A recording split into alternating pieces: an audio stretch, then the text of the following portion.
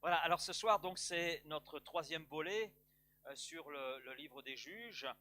Donc, je ne vais pas revenir sur ce que nous avons vu dans les deux premières sessions.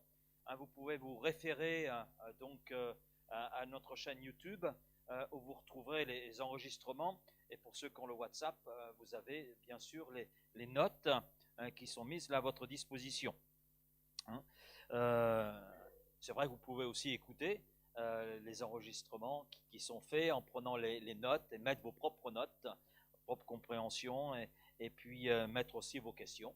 N'hésitez pas à faire ce travail. Le but, c'est que nous puissions grandir les uns et les autres dans la connaissance de la parole de Dieu, parce qu'à travers elle, Dieu nous nourrit et Dieu nous permet de grandir.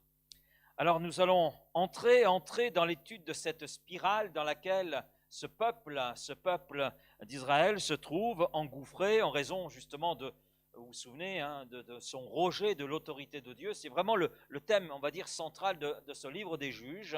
C'est le rejet de la part du peuple de Dieu, ce peuple qui a conclu une alliance avec Dieu, c'est le rejet de l'autorité de Dieu. Donc le brisement de cette alliance que ce peuple avait avec Dieu.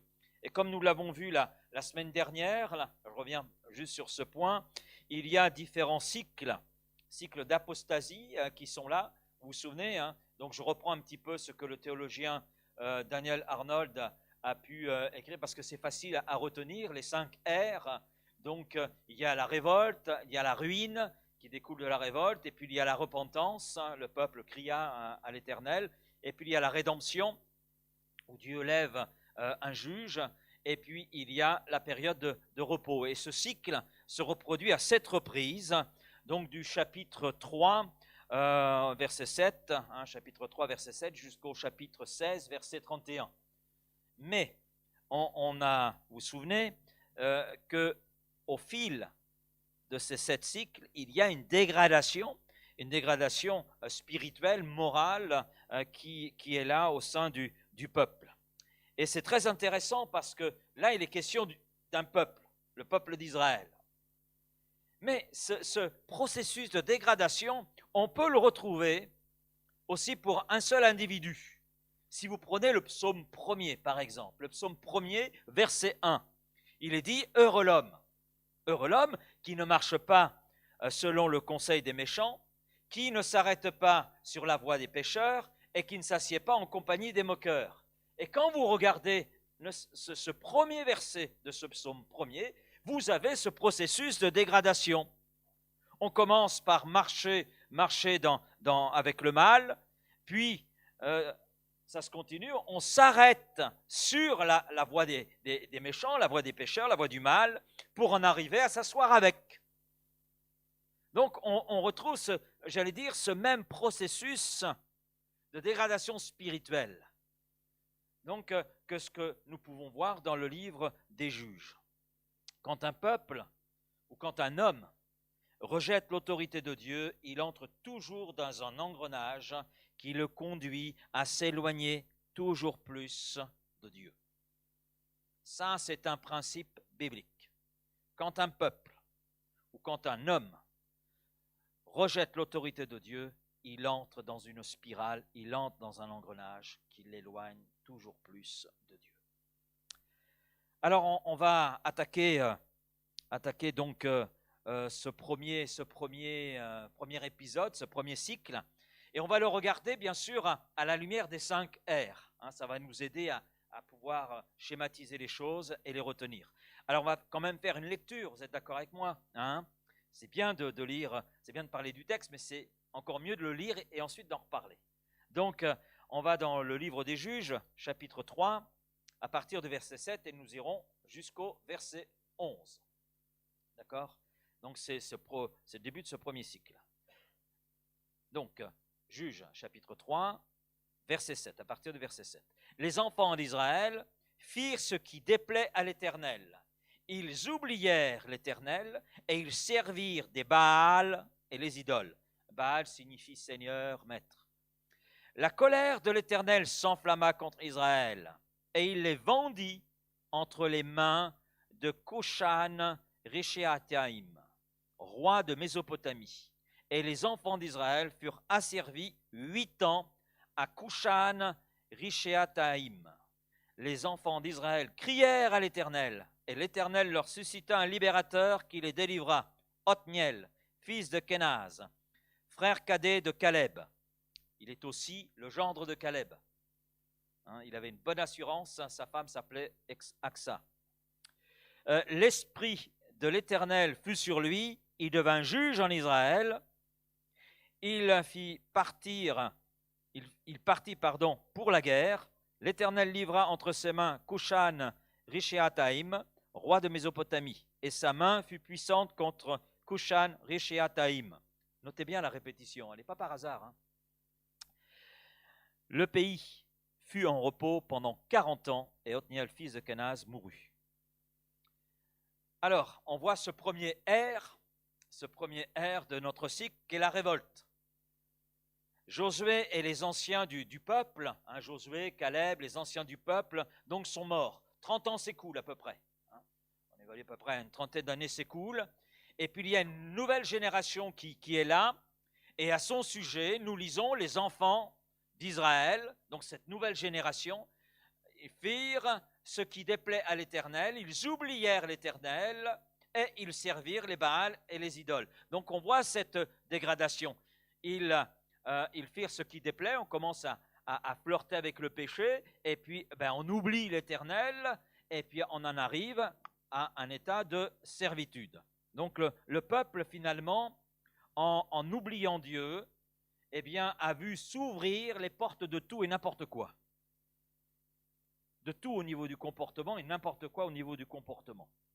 Quand Dieu n'est pas à la place qui lui revient, c'est-à-dire la première, que ce soit dans un cœur, que ce soit dans une église locale, que ce soit dans une ville, dans un pays, c'est l'anarchie dans tous les domaines. Et il suffit de regarder l'état de notre pays, l'état de l'Europe et l'état de notre monde pour le constater. Où est Dieu?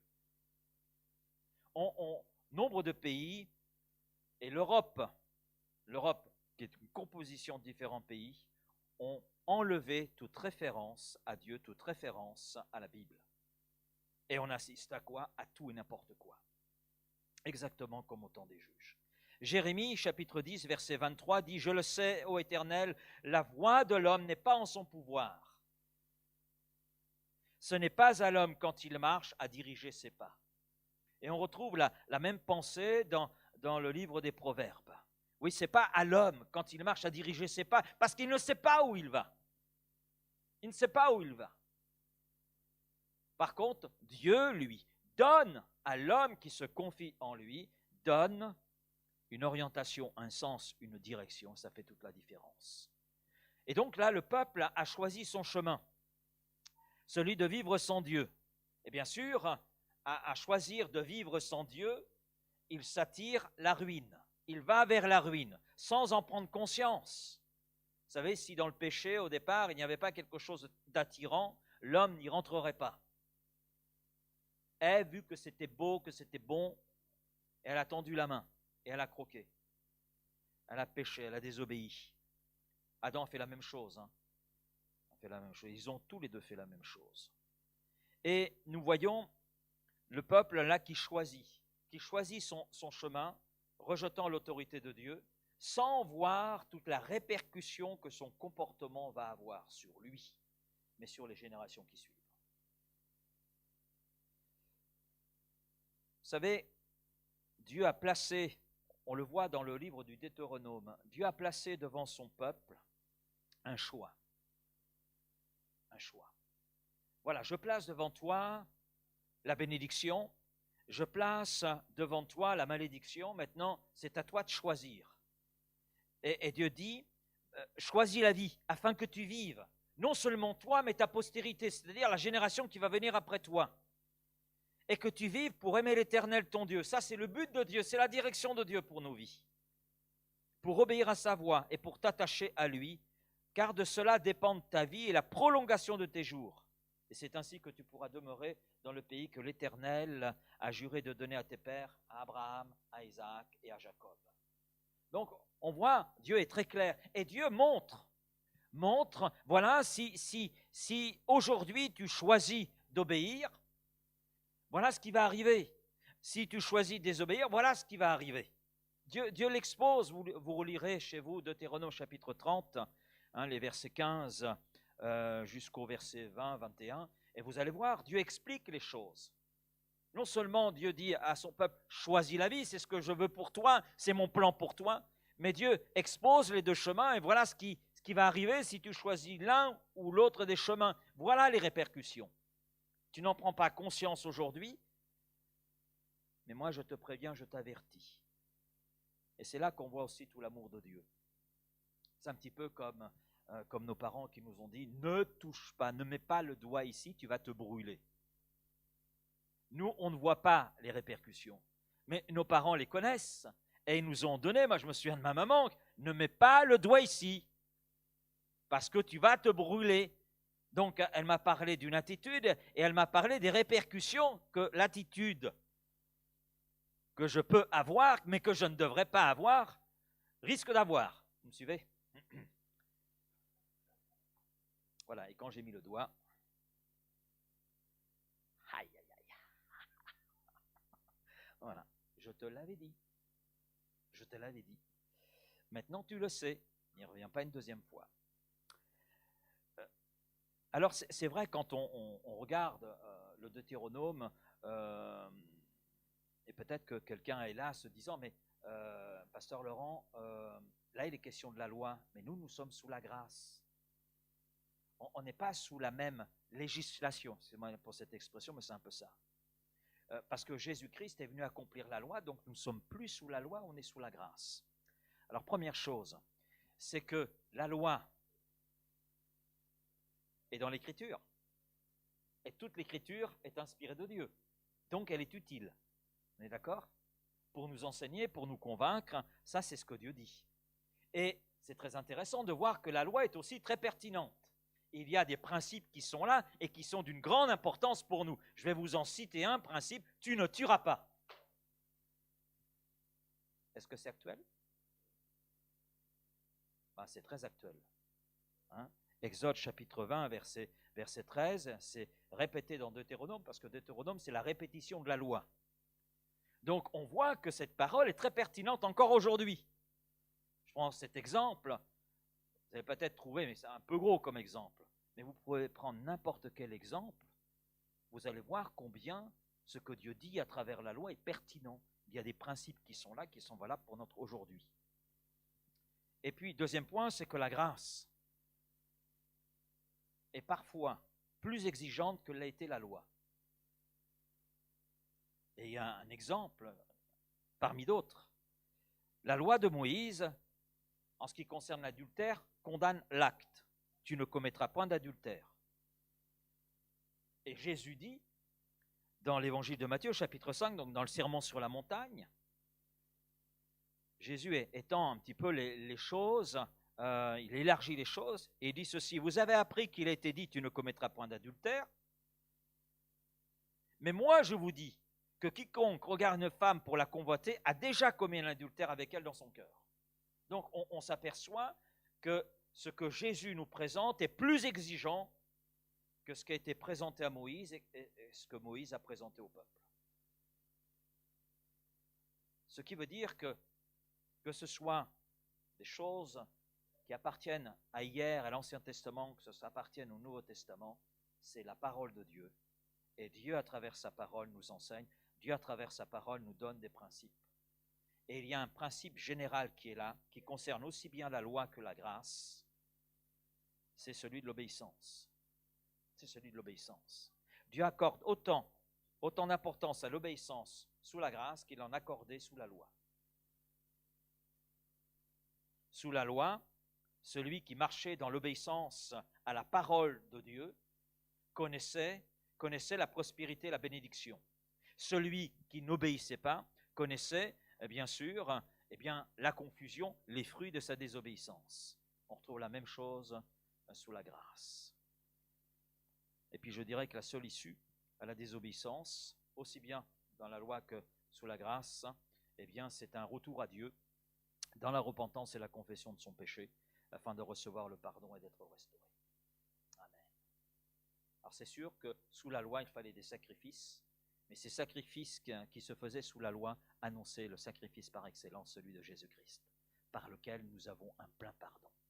Un plein pardon. Et par le sang de Jésus qui a coulé sur la croix, nous avons cette restauration. Nous sommes lavés de nos péchés et purifiés. Alors je reviens au peuple d'Israël. Son choix, il l'a fait.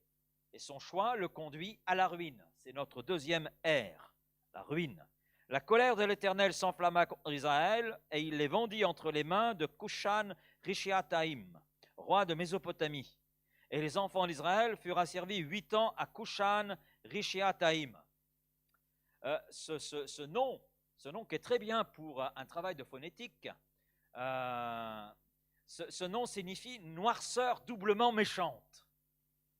Il y a comme une insistance de la part de Dieu, c'est très intéressant, et je comprends quelque part que ce nom revienne. Ce n'est pas simplement pour que l'on fasse des progrès dans la prononciation du français, mais c'est là pour nous dire que le peuple, en fait, s'est enfoncé dans cette noirceur, dans les ténèbres, et doublement. Et il est entré, eh bien, sous la méchanceté de son péché. C'est un peu ça. Et la désobéissance à Dieu, quand on regarde ce passage, finalement conduit inévitablement à 3 conséquences. Je vois 3 conséquences là. La première, c'est une condition et un esclavage pire que ce que le peuple a connu auparavant.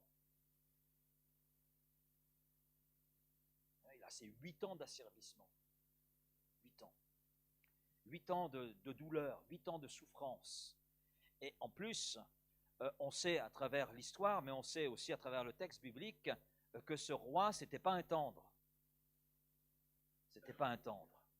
Lui, pour éviter qu'un homme, surtout un leader, un dirigeant, puisse éventuellement lever au sein de son royaume une armée, il avait résolu le problème. On coupe les doigts, des pieds et des mains. Ah oui, il était reconnu comme étant un homme cruel. Donc, on voit ce peuple qui, dans sa désobéissance à Dieu, dans le rejet de l'autorité de Dieu, eh bien, s'engouffre dans un engrenage terrible, douloureux. Mais vous savez que cela demeure vrai pour celui qui s'éloigne de Christ. Oui, parce que je dirais que nous avons le parallèle dans le Nouveau Testament de cette histoire. Si je vous dis le fils cadet, ça vous dit quelque chose? Un homme avait 2 fils. Le plus jeune dit, papa, je rejette ton autorité. Je veux vivre ma vie comme bon me semble. Alors, maintenant, allez papa, aboule le fric. C'est un peu ça, hein? Voilà, moi, je veux vivre ma vie. Et il s'en va. Il s'en va. Donc, on le voit, ce fils cadet, qui illustre cette même réalité devant laquelle nous sommes dans ce livre des Juges. Et vous connaissez son histoire. Hein? Il s'est retrouvé au milieu des cochons. Très humiliant pour un juif. Plus qu'humiliant. Déshonorant, tout ce que vous voulez. En plus, ça sentait mauvais. La deuxième conséquence, c'est que si nous ne servons plus Dieu, il est évident que nous allons servir quelqu'un d'autre. Et ce quelqu'un d'autre, qu'il soit matérialisé ou pas, sera une idole. Des gens, après s'être éloignés de Christ, me disent « Ah, j'aime toujours Dieu, je ne l'ai pas oublié. » Ben si, parce que tu n'es pas là où tu devrais être, et tu n'es pas en train de faire ce que tu devrais faire si tu dis aimer Dieu. Donc ça veut dire qu'à la place du trône qui revient à Dieu, tu as placé quelqu'un d'autre. Ça peut être notre moi qui prend tellement de place. Ça peut être une passion, etc. Oui. Il y a forcément, lorsque Dieu est détrôné, autre chose qui prend la place. Systématiquement. Et on le voit au niveau du peuple, ils servirent les Baals et les Astartés. Ils ont progressivement, peut-être qu'ils ne voulaient pas au départ, peut-être qu'ils ne le voulaient pas, mais ils ont tellement trouvé un bon plaisir à être dans le péché qu'à un moment donné, eh bien, ils en sont arrivés à servir les Baals, les Astartés, les autres idoles. Les idoles du peuple qu'ils avaient laissées au milieu d'eux. Et ce qu'il y a de plus grave, c'est que dans la situation du peuple d'Israël, il n'a pas choisi en réalité de servir le roi mésopotamien. Ils n'ont pas choisi de servir ce roi. Le peuple fut forcé, mais c'est son comportement en réalité qui a donné pouvoir à l'ennemi. Et cela demeure vrai pour un chrétien qui s'est détourné de Christ et de son Église. Peut-être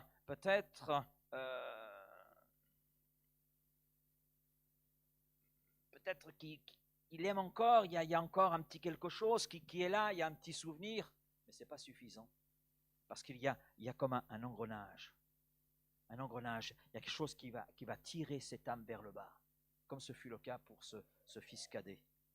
Parce que le fils cadet, dans la parabole donnée par Jésus, ne voulait pas servir des propriétaires de porcs. C'est la dernière chose à laquelle il a pensé en quittant son père. C'est la dernière chose. Lui, il pensait à la belle vie. C'est ce à quoi il pensait. Si on lui avait dit, mais écoute, tu vas en arriver à servir des propriétaires étrangers et à garder les pourceaux, mais vous aurez ri au nez. Vous aurez ri au nez. Mais verset 15 de Luc 15, il alla se mettre au service d'un des habitants du pays. Il l'envoya dans ses champs garder les pourceaux. Il aurait voulu se rassasier des carouges que mangeaient les pourceaux, mais personne ne lui en donnait. Ce n'est pas ce qu'il voulait, ce n'est pas ce qu'il souhaitait, mais il en est là. Et Jésus met en évidence finalement le degré auquel un chrétien qui s'est éloigné de Christ peut en arriver. Et c'est l'expérience de beaucoup de ceux qui se sont éloignés de Christ malheureusement. Et c'est là que nous qui sommes fidèles, on a besoin dans la prière d'intercéder auprès du trône de la grâce, afin qu'ils réalisent, qu'ils sentent mauvais. Excusez-moi l'expression, c'est ça. Qu'ils sentent mauvais. Ils ne sentent pas l'odeur de Christ. Ils sentent l'odeur du péché. Ils sentent l'odeur de la désobéissance. Mais ce n'est pas ce que Dieu veut pour eux. La troisième conséquence, c'est la désapprobation de Dieu. Parce que par sa désobéissance et son entêtement, le peuple se doit de supporter, le texte nous le dit, la colère de l'Éternel s'enflamma. C'est enflammé. Dieu est là en colère. Et ce peuple doit supporter le jugement de Dieu. Et Dieu, pour juger son peuple, utilise les peuples que son peuple a laissés au milieu de lui. Et si vous revenez au début du livre des Juges, c'est un membre d'un groupe, c'est quelques personnes qu'ils ont assujetties un temps. Mais ces gens ont grandi. Ben oui, il y a eu des alliances. Il y a eu des enfants. Et ce n'est pas le peuple de Dieu qui a gagné dans cette affaire. C'est jamais le peuple de Dieu qui gagne dans les mauvaises alliances. Les alliances contre nature.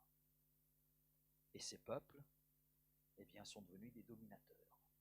Et là, ce peuple mésopotamien a pris l'empreinte du territoire et a pris le pouvoir. Et oui, Dieu s'est servi dans ses jugements de ces peuples que son peuple a laissés. C'est terrible, hein? Et que dit Jésus? Matthieu 12, verset 30, le début du verset 30. Celui qui n'est pas avec moi est contre moi. Celui qui n'est pas avec moi est contre moi. Les paroles de Jésus montrent qu'il n'y a pas de neutralité possible. Ce n'est pas possible. Il peut y en avoir dans le domaine politique, dans d'autres domaines, quoi que ça reste à voir, mais là, il n'y a pas de neutralité possible. Nous sommes soit avec Christ, soit contre Christ. Il n'y a pas de demi-mesure. Être avec lui, ça veut dire, entre autres, marcher dans l'obéissance, la foi, marcher sous l'autorité du Saint-Esprit. Et si nous ne sommes pas sur ce chemin, c'est donc que nous sommes contre lui. Contre lui. Et dans un cas comme dans l'autre, il y a forcément des répercussions. Bien sûr, les répercussions dans le deuxième cas vont être différentes des premières. Ça, c'est évident. C'est évident. Mais c'est une réalité. On arrive au troisième R, le R comme repentance.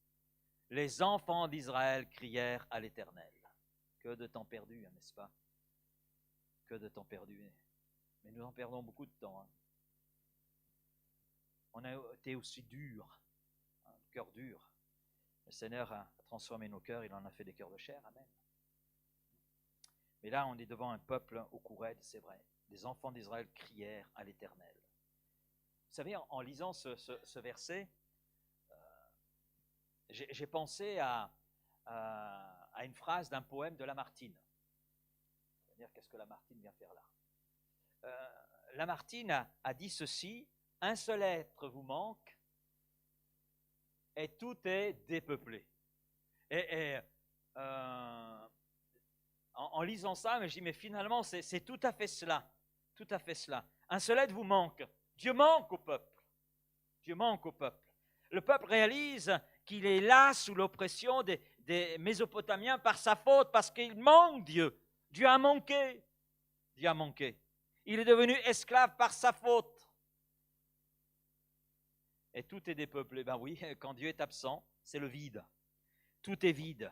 Parce que rien ne peut remplacer l'être manquant. Rien ne peut remplacer Dieu dans notre vie. Rien ne peut remplacer Jésus-Christ. Rien ni personne ne peut remplacer la présence de Dieu et satisfaire le cœur de l'homme. Le peuple est là dans une prise de conscience de son éloignement de Dieu, de la situation dans laquelle il se trouve et de laquelle il ne peut pas sortir par ses propres moyens. C'est impossible. Rien ni personne ne peut le sortir de là où il se trouve.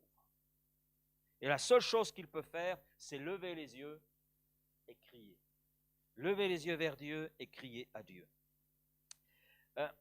Lié à cet épisode, il y a, pour la génération précédente, c'est la génération à l'époque de Moïse. Dieu a dit ceci dans le livre des Nombres, au chapitre 14, à la fin du verset 34, « Et vous saurez ce que c'est d'être privé de ma présence. Et vous saurez ce que c'est d'être privé de ma présence. » Alors bien sûr, le contexte est un peu différent, parce que cette parole, bien sûr, donnée par Dieu, à un moment donné, concernait la génération donc, du temps de Moïse. Et cette génération a refusé d'entrer dans la possession de Canaan. Ils ont refusé d'entrer dans la terre promise, malgré les promesses de Dieu qui avaient été données et j'allais dire redonnées encore, appuyées encore par Dieu. Mais cette parole, je dirais, concerne toujours ce peuple à l'époque des juges. C'est exactement la même chose. Ils reprennent à leur compte le comportement de la génération précédente, de 2 générations plus tôt. Ils reproduisent les choses et Dieu leur dit, vous saurez ce que c'est d'être privé de ma présence. Et là, ils le savent. Il leur a fallu 8 ans pour le réaliser. 8 ans. Amen. Alors vous allez me dire, mieux vaut tard que jamais. 8 ans. 8 ans de patience de la part de Dieu. Parce que Dieu, dans sa bonté, il a entendu les cris de ce peuple. Il entend les cris de celui qui revient à lui dans la repentance et l'humilité. Amen. Dieu est le Père. Et vous vous souvenez de cette histoire lorsque le Fils rentre en lui-même et se remémore de tout ce qu'il a laissé derrière lui, qui lui appartenait d'ailleurs.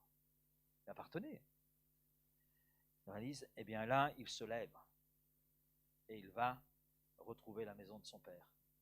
Et là, son père l'attend sur le perron avec une trique. Il dit, mon garçon, à nous deux maintenant. Non, c'est pas du tout cela. Le père va au-devant de lui, les bras ouverts, et il le reçoit. Et quelle belle image. C'est ainsi que Dieu reçoit le pécheur repentant, les bras ouverts. Pourtant, le pécheur qui arrive, à l'image de ce fils, ça sent mauvais. Les vêtements, dans quel état il peut être? Quelle odeur. Le père ne regarde pas l'odeur, il regarde le cœur de ce fils cadet, et il veut le restaurer. Amen. C'est ce que Dieu fait avec nous. Et on arrive à ce 4e R. R comme rédemption. On en sort de la repentance. Bon, si tu veux y rester, hein, mais à un moment donné, il faut en sortir. La rédemption. Et l'Éternel leur suscita un libérateur qui les délivra, Othniel, fils de Kénaz, frère cadet de Caleb. L'esprit de l'Éternel fut sur lui, il devint juge en Israël, et il partit pour la guerre. L'Éternel livra entre ses mains Kushan-Rishéataïm, roi de Mésopotamie, et sa main fut puissante contre Kushan-Rishéataïm. Alors c'est Othniel. Othniel, c'est l'homme que Dieu choisit. C'est l'homme que Dieu choisit pour libérer donc son peuple de l'emprise des Mésopotamiens. Il devient le libérateur de ce peuple rebelle. Il est la réponse au cri de ce peuple, la réponse de Dieu au cri de ce peuple. Et notez bien que Dieu répond parce qu'il sait que la repentance qu'elle a dans le cœur de son peuple est vraie.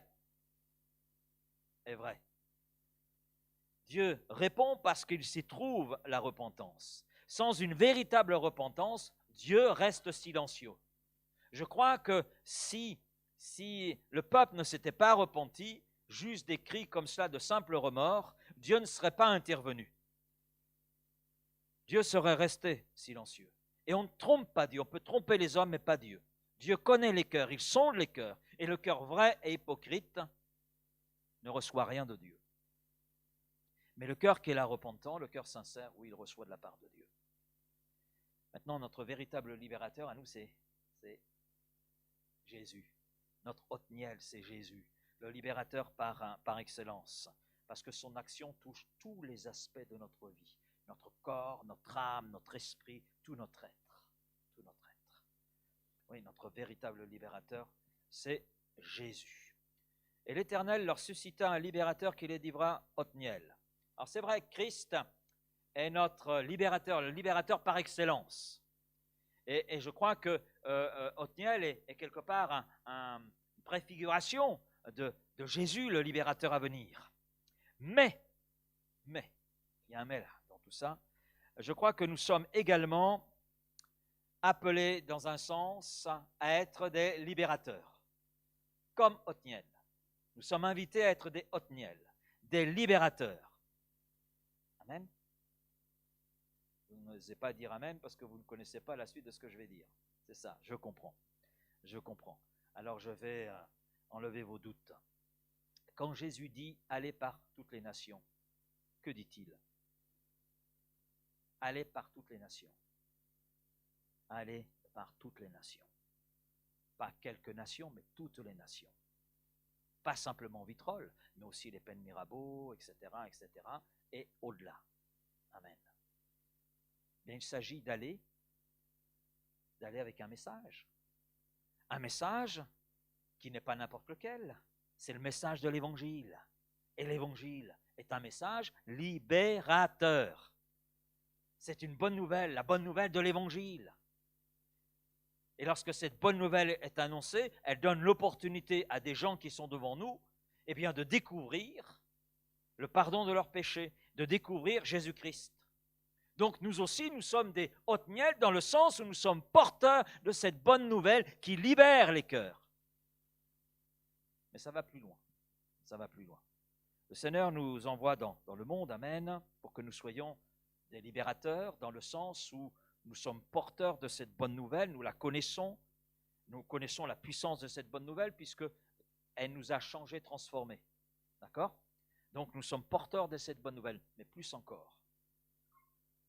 Nous sommes aussi libérateurs par sa puissance, la puissance de Christ, la puissance de l'Évangile, la puissance de l'autorité du nom de Jésus.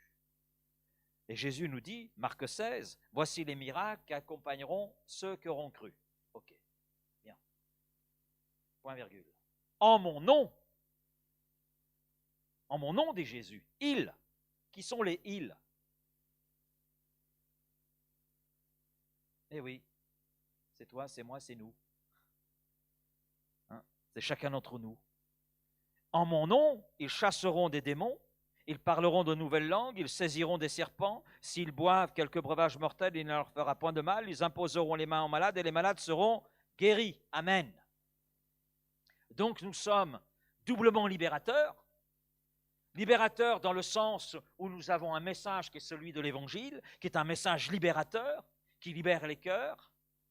Mais nous sommes aussi libérateurs dans le sens où nous sommes porteurs du nom de Jésus et porteurs de cette autorité qu'il nous donne. En mon nom, il. En mon nom, vous, moi, nous pouvons manifester cette puissance d'en haut. Vous savez ce que signifie le nom Othniel? Vous avez peut-être regardé. Dieu est puissant. Amen. Dieu est puissant. Et nous avons un Dieu qui est puissant. C'est par la puissance de Dieu agissant en nous que nous pouvons accomplir le plan de Dieu et être des libérateurs. Quand je regarde Zorobabel, c'était le gouverneur de Juda, et c'est lui qui, après l'exil à Babylone, est revenu à Jérusalem avec une poignée de Judéens, et la ville et le temple étaient en ruine, et il a travaillé à la reconstruction du temple, entre autres. Et ça n'a pas été évident pour lui, il y a eu toute une phase d'arrêt, parce que le peuple était plus préoccupé par leur maison que par le temple, etc. Donc il a fallu l'intervention du prophète Agé pour remettre les choses en ordre, remettre les priorités là où elles devaient être. Et donc Zorobabel, devant toutes les difficultés qu'il rencontrait, devant également toute la responsabilité qui était la sienne, eh bien Dieu lui dit, ce n'est ni par la puissance, ni par la force, mais c'est par mon esprit, dit l'Éternel des armées. Voilà Zorobabel. Tu peux avancer, et tu ne vas pas avancer avec ta force, tu vas avancer avec ma force. Ce n'est pas par ta force ni ta puissance, mais c'est par mon esprit que tu vas accomplir ce que je te demande, la mission à laquelle je t'appelle. Et dans l'un des psaumes, le psaume 68, parce qu'on pourrait se dire, oui, mais cette parole concerne Zorobabel. Ça ne nous concerne pas. Ok, partons de ce principe. Alors, allons dans le psaume 68, et le début du verset 28, ton Dieu ordonne que tu sois puissant. Ton Dieu ordonne. À qui ça s'adresse? Eh oui, à nous. Ton Dieu ordonne, c'est un commandement, c'est un ordre. Si tu t'y soustrais, tu désobéis. Psaume 68, verset 28. Ton Dieu ordonne que tu sois puissant. Et je crois que notre monde a besoin de voir des Othniel. Amen. Et où sont-ils, les Othniel? Ils sont là. Ils sont là. Alors je sais ce que certains pensent. À mon âge, frère, on va y arriver. On va y arriver. C'est très intéressant de regarder Othniel. Othniel, c'est le premier juge. C'est le premier que nous voyons apparaître. C'est le seul de la tribu de Juda. C'est le seul. Les autres sont de différentes tribus, mais c'est le seul qui appartient à la tribu de Juda. C'est-à-dire à la tribu qui était désignée par Dieu, on le voit au tout début du livre des Juges, désignée par Dieu pour servir de guide aux autres tribus. Hein, chapitre 1er, je crois que c'est le verset 2, vous regarderez. Et Othniel est un homme aussi particulier. Et oui, on a des éléments sur lui, on n'en a pas beaucoup, mais le peu qui nous est dit sur lui, ça vaut la peine de s'y arrêter. Parce que Othniel, c'est un homme qui a suivi les traces de son tonton, qui est aussi dans certains textes, oui, c'est son tonton, c'est ça, oui. Et son tonton, c'est Caleb. Caleb, eh oui. Parce que lorsque Caleb a proposé de donner en mariage sa fille, et cela c'était une bonne assurance, comme je vous ai dit tout à l'heure, il donnait sa fille à Aksa. Donc il dit, voilà, celui qui prendra la ville de Débir, c'est une ville qui appartient aux fils d'Anak, mais les fils d'Anak étaient des géants. Donc celui qui prend cette ville, je lui donne ma fille en mariage. Et Othniel, il a l'exemple du tonton. Il y va. Et il y va. Il a fait du déménagement. Les géants sont tombés de toute leur hauteur. Alléluia. Et il est devenu le gendre de Caleb. Et nous voyons qu'Othniel, en fait, c'est un homme courageux c'est un homme plein de foi, c'est un homme qui a fait ses preuves au niveau de sa fidélité, au niveau de son engagement. Et de tout cela, moi j'en retire trois leçons. Trois leçons. La première leçon que je retire par rapport à Othniel, vous les avez sous les yeux, c'est que Caleb a été un modèle pour Othniel, et à son tour, Othniel est un modèle pour le peuple. Et quel modèle pour le peuple? Et c'est très intéressant justement, je l'ai dit, c'est le premier juge en Israël, premier juge. Et ce qui est dit, et le peu qui est dit, met comme en évidence un portrait robot. Hein, c'est le portrait robot des juges qui vont suivre. C'est lui qui commence et il présente un portrait robot. Voilà à quoi va ressembler les juges. Et on a le modèle. Il est un modèle. Et ceux qui vont venir après lui seront finalement sur ce modèle-là, sur ce type-là. Et c'est vrai que nous aussi, nous avons besoin de modèles pour progresser, et nous en avons dans la parole de Dieu. Amen, de bons modèles. Et je pense que les uns et les autres, nous avons été marqués par des modèles chrétiens. Cela a pu être un parent, et j'ai apprécié la réunion que nous avons eue avec les animateurs il y a 8 jours maintenant, samedi. Et j'ai apprécié parce qu'il y a eu un tour de table, comment chacun est venu à la fois, et ce qui est ressorti, c'est la valeur de modèle. Alors pour plusieurs, c'était les parents, je me souviens d'un témoignage, c'était par rapport à une animatrice des cultes des enfants. Donc, merci Seigneur.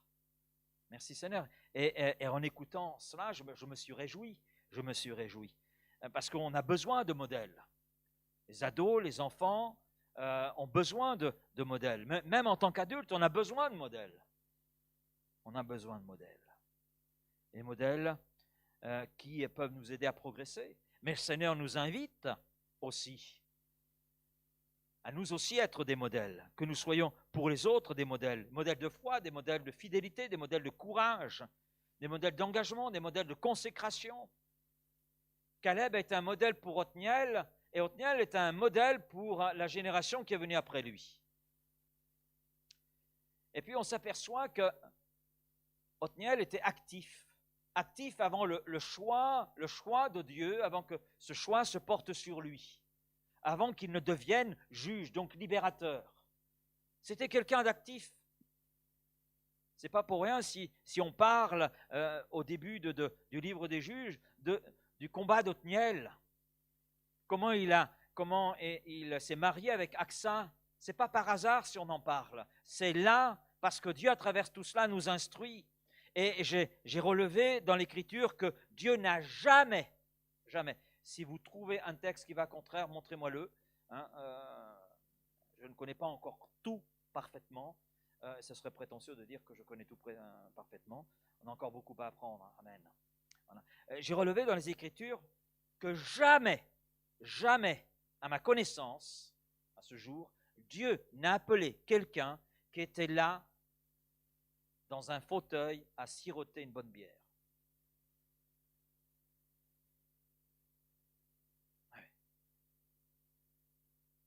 Je ne vois pas Dieu une seule fois appeler quelqu'un qui est là sur son canapé à regarder un match de foot. Non. Il a choisi des personnes qui étaient en mouvement, des personnes qui étaient en action, dans l'action pour lui. On le voit pour Othniel, mais je pourrais citer Élisée. Lorsque Élie met le manteau du prophétisme sur les épaules d'Élisée, il est où Élisée? Oh Élie, tu vas me tirer carré avec moi? Non, il est dans les champs, il laboure. Il laboure des champs qui appartiennent à son père. Il est là à labourer. Les disciples, lorsque Jésus les appelle, où sont-ils? Ils ne sont pas à la terrasse du coin. Hein. Ils bossent. Il y en a qui sont en train de pêcher des poissons. Et puis, il y a Matthieu qui est là en train de faire son travail. Il les prend alors qu'ils sont en pleine activité. Il prend des hommes et des femmes qui sont prêts à s'engager pour lui, prêts à se consacrer pour lui. prêt à rentrer dans son mouvement. Et puis, autre point que j'ai remarqué, c'est Othniel était âgé quand Dieu le choisit pour juge. Oui, parce que Othniel, on en parle déjà dans le livre de Josué. Et pourtant, on nous précise que Josué et les anciens du peuple, toute une génération a disparu. Mais il y a Othniel qui est là. Alors bien sûr, il est un peu plus jeune que Caleb, un peu plus jeune que... mais en fait, il est là, lui. Et ce n'est plus un enfant, ce n'est plus un jeune, ce n'est pas un ado. C'est quelqu'un qui a toute une expérience, c'est quelqu'un qui a de l'âge. De l'âge. De l'âge, et pas simplement en expérience, mais même au niveau de ses artères. Il n'était pas de la même génération de ceux dont il devient le libérateur. Il est de la génération précédente. Il n'est pas de la même génération. Vous revérifierez dans l'Écriture, dans les premiers chapitres, vous verrez. Donc, je trouve ça intéressant parce que ce n'est pas l'âge aux yeux de Dieu qui compte, mais les dispositions du cœur. Amen. Amen. C'est avant tout au cœur que Dieu porte son attention. Il est capable d'utiliser un papy. Alléluia. Et de faire de grandes choses avec un papy. Comme il est capable de faire de grandes choses avec une jeune fille, une adote. On le voit avec la servante de la femme de Naaman. Et puis le papy, c'est Caleb, et il y en a eu d'autres des papys. Voilà, il y a Othniel. Et puis il y en a encore aujourd'hui. Amen. Et oui, on est plusieurs quand même à avoir un galon de papy. Moi, je suis encore un jeune papy. Hein? Mais j'ai trouvé intéressant de voir cela, de voir l'homme que Dieu a choisi, qui n'appartient pas au hasard. Les choix de Dieu n'appartiennent pas au hasard. Dieu a un but. Maintenant, je voudrais qu'on s'arrête sur le verset 10. Ça va, vous me suivez toujours? Verset 10. Verset 10. L'Esprit de l'Éternel fut sur lui. Point. Il devint juge en Israël, virgule, et il partit pour la guerre. Point. L'Éternel livra entre ses mains Cushan Rishéataïm, roi de Mésopotamie, virgule, et sa main fut puissante contre Cushan Rishéataïm. Vous avez remarqué, il y a différentes couleurs. Parce qu'on va s'arrêter sur ce verset, il y a des éléments qui sont très intéressants dans ce qui est là exprimé. L'Esprit de l'Éternel fut sur lui. C'est par la puissance du Saint-Esprit qu'Othniel devint un libérateur. Ce n'est pas par ses propres forces. Ce n'est pas parce qu'il, comme j'ai dit, il est en mouvement, il est actif, etc., il a toute une expérience. Non, c'est l'Esprit du Seigneur qui fut sur lui, qui est venu là le remplir, qui est venu là le saisir. Et Jésus, avant de quitter ses disciples, il leur dira, mais vous recevrez une puissance, le Saint-Esprit, survenant sur vous, et vous serez mes témoins à Jérusalem, dans toute la Judée, dans la Samarie et jusqu'aux extrémités de la terre. Acte 1, 8. Et la parole de Jésus s'est accomplie. Acte 2. Acte 2, Amen. Versets 1 à 4. Et nous nous apercevons que la promesse n'était pas simplement pour les disciples. Et c'est l'apôtre Pierre qui, le jour de la Pentecôte, le jour où le Saint-Esprit est là déversé dans cette chambre haute, et où ça fait du bruit, où ça interpelle, Pierre dit ceci, « Repentez-vous et que chacun de vous soit baptisé au nom de Jésus-Christ pour le pardon de vos péchés. » Point virgule. Et il ajoute, « Et vous recevrez le don du Saint-Esprit. » Parce que la promesse est pour vous, pour vos enfants, et pour tous ceux qui sont au loin. Et nous étions à ce moment-là au loin, maintenant nous sommes auprès. Amen. En aussi grand nombre que le Seigneur notre Dieu les appellera. Acte 2, 38, 39. Et le baptême du Saint-Esprit, la plénitude du Saint-Esprit, était accordée, c'est vrai, aux 120, mais elle était accordée à des hommes et des femmes qui sont venus après.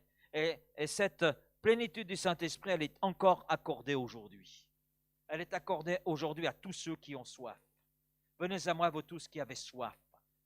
Venez à moi. Et Jésus parlait de fleuves d'eau vive, coulant. Parlait de l'œuvre du Saint-Esprit. Et puis, nous pouvons avoir soif, amen, et prier et demander au Seigneur de venir déverser sur nos vies sa plénitude, la plénitude du Saint-Esprit. Demandez, vous recevrez. Luc 11, verset 13, et c'est en relation avec le Saint-Esprit. Et Othniel est là saisi par le Saint-Esprit. Saisi. Et il y a deux conséquences. Deux conséquences. La première, il devint juge en Israël. C'est l'Esprit qui qualifie Othniel. Il ne s'est pas improvisé juge. C'est pas en se levant le matin, voilà, bah aujourd'hui je vais être juge. Ah, aujourd'hui je vais être le libérateur d'Israël. Non, non, non, ça ne se passe pas comme ça, il ne s'est pas autoproclamé. C'est l'Esprit qui qualifie Othniel. Il y a un appel de Dieu, il y a un choix de Dieu. Il devint juge. Et il y a un lien direct entre le fait que l'Esprit était sur lui et le fait qu'il devint juge en Israël. Il y a un lien direct. La conséquence, il devint juge en Israël, est la conséquence de cette plénitude du Saint-Esprit qui est là sur lui. C'est l'Esprit Saint qui a qualifié Othniel, mais il en est de même avec nous. C'est le Saint-Esprit qui nous qualifie. C'est le Saint-Esprit, oui, qui suit le plan du Père, qui nous choisit, nous appelle, et c'est le Saint-Esprit qui nous qualifie, le Saint-Esprit qui vient à notre aide à travers les dons spirituels, 1 Corinthiens 12, 13, 14, afin que nous puissions participer à l'édification de l'Église, mais participer aussi au salut des âmes.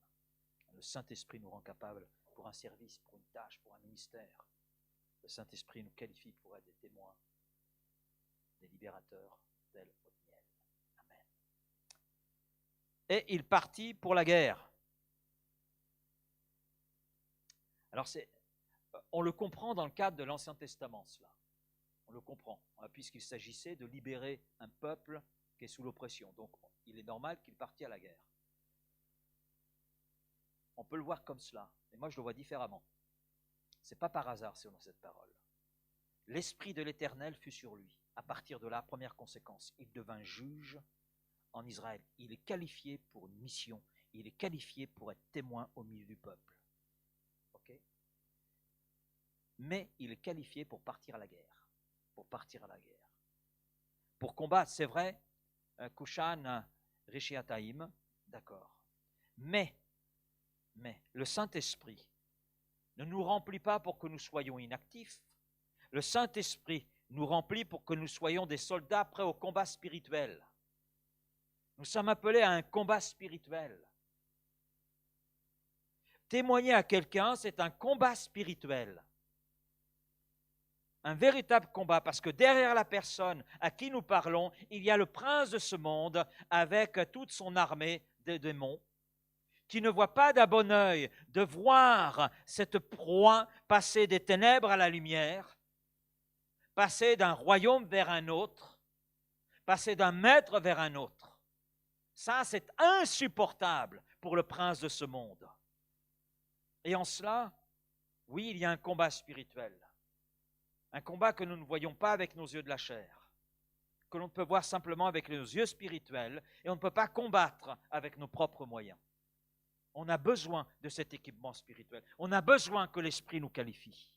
On a besoin que l'Esprit nous aide pour que nous puissions mener à bien ce combat spirituel pour le salut des âmes.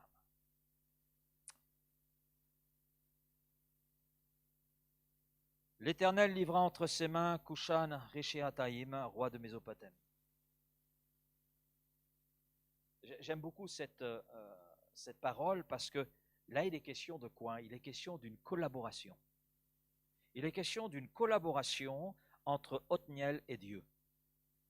Othniel est rempli du Saint-Esprit, il devint juge, prend conscience de la mission qui lui est là demandée, mais il est qualifié par le Saint-Esprit et il part à la guerre, mais il sait qu'il n'est pas tout seul.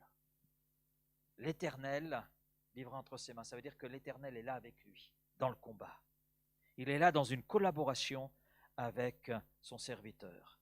Le serviteur se met en mouvement, mais Dieu est aussi en mouvement. Amen.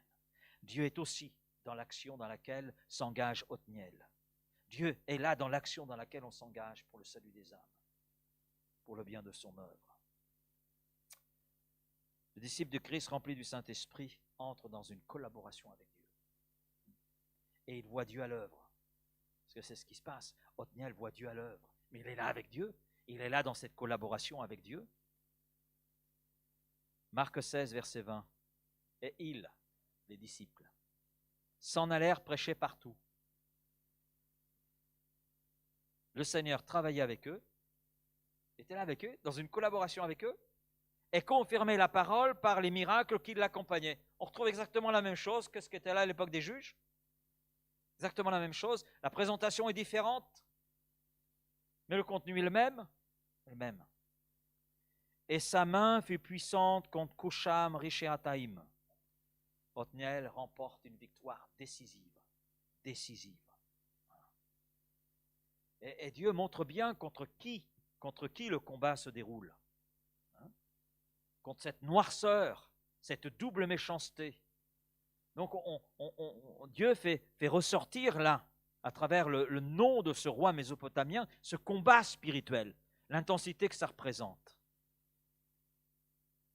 Et là, il nous parle, nous instruit, et nous montre qu'il est celui qui est vainqueur en Jésus-Christ. Amen. Nous pouvons... Et je trouve ça très intéressant parce que ici, on a, concernant les juges, un aspect qui est intéressant. Othniel n'est pas simplement celui qui a libéré le peuple de Dieu, qui a libéré Israël. Il y a plus que cela. Othniel est l'instrument que Dieu choisit pour punir l'ennemi. Pour punir l'ennemi. Donc il y a de choses qui sont mises en évidence. Le fait que Othniel, en tant que juge, est non seulement le libérateur du peuple, mais il est aussi celui par lequel le jugement de Dieu tombe sur l'ennemi. Amen. Mais c'est la même chose lorsque nous témoignons. Lorsque nous témoignons de la grâce, nous sommes à la fois comme Othniel, des gens qui libèrent un message, libèrent une autorité, mais nous sommes aussi, quelque part, ceux qui présentent un jugement. Oui. Ceux qui présentent. Lorsque l'on présente l'évangile, que la personne accepte, amen, mais la personne refuse, rejette, mais elle est placée devant une réalité là. Si tu ne fais pas ce qu'il faut, aujourd'hui est un jour de salut, si tu ne fais pas ce qu'il faut, il réserve aux hommes de mourir une seule fois, après quoi vient le jugement. Donc nous sommes aussi, au même titre qu'Othniel, porteurs de ce jugement quelque part. On en arrive au 5e R, c'est le dernier. R comme repos. Ah, enfin. Le pays fut en repos pendant 40 ans. Et Othniel, fils de Kenaz, mourut. Alors là, ça laisse entrevoir autre chose, là. Hein. Mais ça, on verra la semaine prochaine. Mais le pays fut en repos pendant 40 ans. Je ne sais pas si vous avez remarqué, mais le chiffre 40 est souvent dans la Bible. Vous avez remarqué cela? Voilà, j'ai relevé quelques points dans Genèse 6 et 7, le déluge pendant 40 jours à l'époque de Noé. Moïse a vécu 40 ans dans le désert après avoir fui l'Égypte. Moïse, encore lui, 40 jours et 40 nuits au mont Sinaï, Exode 34. Israël a tourné 40 ans dans le désert, Deutéronome chapitre 8. Le prophète Élie a marché 40 jours et 40 nuits dans le désert, Roi 19. Jésus est resté 40 jours et 40 nuits dans le désert, Matthieu 4. Hein. Et puis là, il nous est dit que le pays, bon, je prends juste quelques textes, il y en a d'autres, hein, le pays fut en repos 40 ans. Alors, on dit là, c'est pas par hasard. Il y a quelque chose là, Seigneur. Qu'est-ce que tu veux nous dire hein? Ce chiffre 40. Alors, il y a plusieurs choses en fait qui ressortent, selon moi, ici. Le nombre 40 parle d'un espace de test pour la foi. C'est vrai, quand on regarde Moïse, 40 ans dans le désert, c'est un temps d'épreuve. Pour Élie, même chose. Jésus, il a été tenté dans le désert, donc on peut dire que c'est un temps d'épreuve, de test.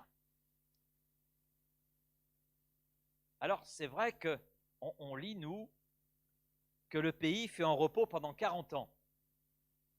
Pendant 40 ans. Alors, en quoi ça peut être un test pour ce peuple? Et en réfléchissant, il me dit, mais Seigneur, même si au premier abord, on voit une différence entre Moïse, qui reste 40 ans dans le désert, parce qu'il a fui l'Égypte et parce qu'il a voulu aller plus vite que la musique, et là, cette libération qu'apporte Othniel, il y a quand même un contexte différent. On est d'accord?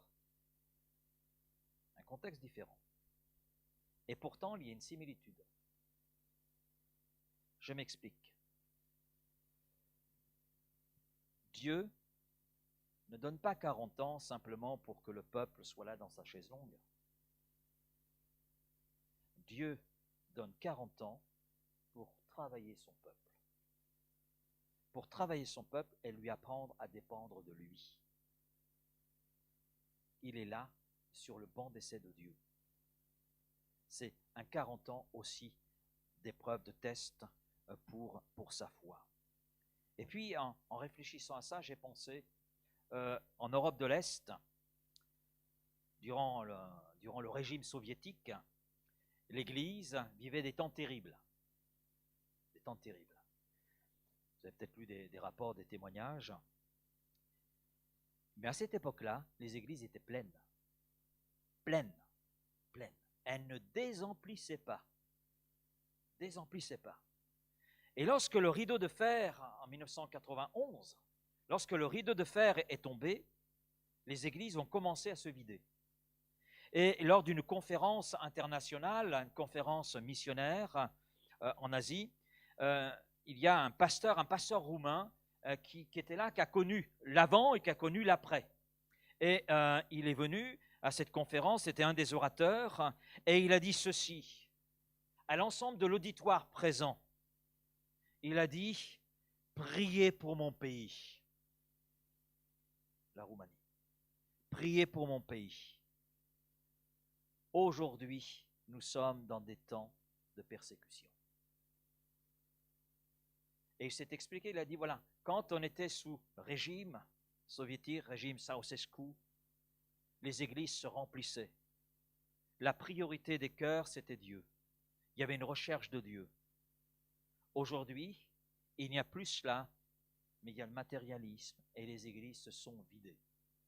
Et on a des amis qui ont eu l'occasion d'aller en Roumanie à une époque et d'aller à une autre époque et qui ont constaté cela. Constaté cela. Et bien cet homme demandait à ce que l'on prie pour son pays parce que là, les églises, eh bien, avec le repos, s'étaient relâchées dans leur ferveur et les églises se vidaient. Oui. Et je crois que c'est aussi un temps que Dieu donne à son peuple là pour réfléchir, pour ne pas se laisser endormir, mais comprendre la situation et comprendre l'importance qu'il y a à demeurer fidèle à Dieu. Deuxième point, c'est que c'est un temps où Dieu montre sa fidélité. Oui, c'est un temps où le peuple peut regarder en arrière et constater la fidélité de Dieu. Dieu donne un temps à ce peuple. Il vient d'être libéré. De quelle manière? De quelle manière? Pendant 8 ans, il a été là sous l'oppression de ce roi mésopotamien. Et là, il peut se retourner en arrière, voir les bienfaits de Dieu. Compte les bienfaits de Dieu. Et tu verras, en adorant, combien le nombre en est grand. Amen. Et je crois qu'il est bon, c'est vrai. Il est bon de compter les bienfaits de Dieu, sans rentrer dans le culte du passé, parce que c'est pas ce que Dieu veut, c'est pas ce que Dieu attend de nous. Il est bon de se rappeler des bienfaits de Dieu, de ses bénédictions, et de les repasser sur notre cœur. Il y a un troisième point, c'est que ces 40 ans, c'est aussi un temps où Dieu donne l'occasion à son peuple de regarder vers l'avant. De regarder vers l'avant. Et en s'appuyant sur ses expériences, il peut envisager entrer dans une dimension de l'œuvre de Dieu encore plus grande. Amen. Je crois que Dieu, dans ces 40 ans, les amène non seulement à reconnaître que rien n'est acquis, mais à reconnaître également que Dieu a été fidèle, à le voir, à se remémorer de tout cela, et puis à envisager l'avenir, à se projeter sur l'avenir. Et c'est bon de voir l'avenir, parce que faute de vision, le peuple se meurt. faute de perspective devant le peuple. Le peuple meurt. Le peuple meurt. Mais là, Dieu par ce temps de repos, lui donne l'espace pour réfléchir sur le passé, qu'est-ce qui l'a conduit à être dans la situation dans laquelle il s'est trouvé sous ce roi mésopotamien, de contempler la fidélité de Dieu, de retirer les leçons un petit peu de tout cela, de faire les corrections nécessaires et de se projeter dans une vision de l'avenir, dans une vision de l'œuvre de Dieu, afin d'entrer dans une dimension qui soit la spirituelle et encore plus grande que ce qu'il a connu. Amen. Dieu veut la même chose pour nous. Merci pour nos expériences passées. Amen. On veut retirer les leçons de nos erreurs, de nos errances, et bénir le Seigneur pour ses délivrances, bénir le Seigneur pour ses grâces. Et puis on veut regarder là devant nous et dire, Seigneur, waouh, le meilleur est devant nous. Le meilleur est devant nous. Et ça, ce meilleur, on veut le saisir. Ce que nous avons connu, ce que nous connaissons, n'est en réalité qu'une parcelle de tout ce qui nous attend. Alors on ne veut pas se contenter de cela, mais on veut rentrer dans ce qui est devant nous. On veut le saisir, ce qui est devant nous. On ne veut pas se laisser emprisonner par le passé, on ne veut pas non plus se laisser piéger par une forme de matérialisme. Non. On veut avancer, se projeter vers l'avant. Maintenant, je vais conclure là, parce qu'il faut conclure. Nous savons que le récit biblique, par le récit biblique, nous savons que finalement le peuple est passé à côté. C'est terrible. Hein? Il est passé à côté de tout ce que je viens de dire. Et malheureusement, ce peuple va revenir dans ces mêmes travers, vivre à nouveau une période de ruine. Et cela va faire l'objet, bien sûr, de notre prochaine session. Hein? Mais nous, on veut retenir ce qui est bon pour nous ce soir. Amen. Il y a de bonnes choses dans ce qui arrive de malheureux au peuple. Mais il y a aussi la délivrance de Dieu qui est là. Il y a la fidélité de Dieu qui est là. Et tout cela, on veut le retenir aussi. Amen. Merci Père pour ta parole. Merci Seigneur pour cet enseignement de ce soir et pour ce que nous pouvons voir de cette période d'Othniel. Merci pour cet homme que tu as levé. Oui Seigneur, qui était là disponible et qui était là en mouvement et qui est rentré dans un mouvement encore plus conséquent avec toi. Et je crois, Seigneur, que ça, c'est ton plan pour chacun d'entre nous. Seigneur, merci pour ton salut. Merci, Seigneur, pour ce que tu as entamé dans nos vies. Et merci, Seigneur, parce que tu veux faire de nous des Othniel. Tu veux faire de nous des hommes et des femmes qui soient des libérateurs d'un message, mais aussi porteurs de ta puissance en ton nom. Alors, Père, nous te remercions ce soir pour tout ce que tu veux faire en nous, tout ce que tu veux faire par nous, tout ce que tu veux faire avec nous. Et que nous soyons ces hommes et femmes portant leur regard sur toi, tendant vers ce qui est là devant nous, Seigneur. Et je crois, Père, que c'est ta volonté pour nos vies. Alors merci. Merci, Père. Amen. Amen.